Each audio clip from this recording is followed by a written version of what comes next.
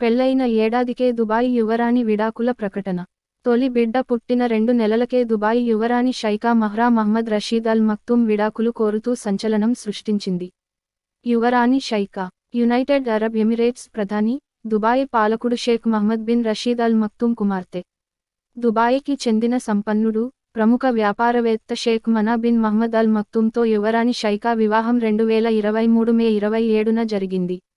ఇటీవలే షైకా, మనా దంపతులకు తొలి సంతానం కలిగింది.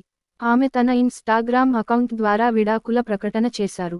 ప్రియమైన భర్తకు, మీరు ఇతరుల సాహచర్యాన్ని ఇష్టపడుతున్నారు. అందుకే మీ నుంచి విడాకులు తీసుకుంటున్నాను. ఇట్లు మీ మాజీ భార్య అంటూ సంచలన పోస్టు పెట్టారు. కాగా, షైకా, మనా ఇద్దరూ ఇప్పటికే సోషల్ మీడియాలో ఒకరినొకరు అన్‌ఫాలో చేసుకున్నారు. తామిద్దరూ కలిసి దిగిన ఫోటోలను కూడా డిలీట్ చేసేశారు. దుబాయ్ యువరాణి షైకా బ్రిటన్లోని ప్రముఖ విద్యాసంస్థల్లో చదువుకున్నారు.